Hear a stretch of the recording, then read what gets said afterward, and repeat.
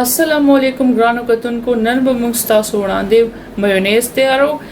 دا میونیز به موږ تاسو کور کې موجود چې کوم شیزونه وي هغه نه به تیارو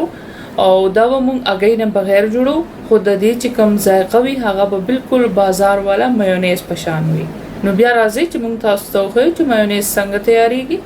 یو بلندر کې موږ 1/4 کپ پې واچولې 1/4 کپ دې کې موږ تیل واچول یو غټي کشغه برابر دی کې مونږ چینی واچوله او اوس په دا مونږ بلند کو لږ سات لپاره تقریبا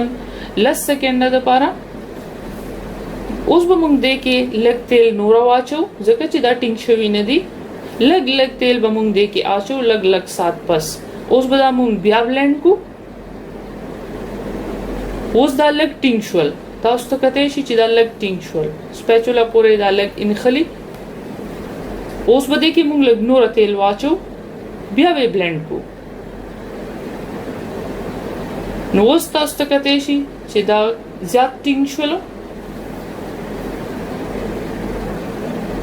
د دې کنسستنسي تاسو وګورئ اوس بده کې لږ تیل نور واچو چې دا سم ټینګ شي د میونیز کنسستنسي برابر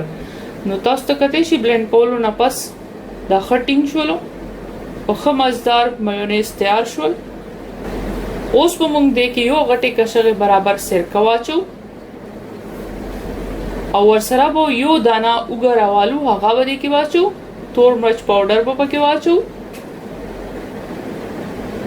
او مسترډ پاوډر یا شرشمو چې کومه دانه وي هغه ګرایند کې او مالګه هم پکې موږ واچوله اوس به دا موږ دا سه مکس کو لږ سات لپاره ودا موږ بیا بلند کو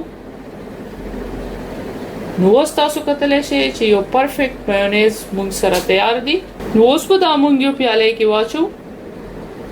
تاسو کتلی شئ چې څومره مزیدار میونیز تیار دي اوس دا تاسو چې څه سره استعمالول غواړئ استعمالولای شئ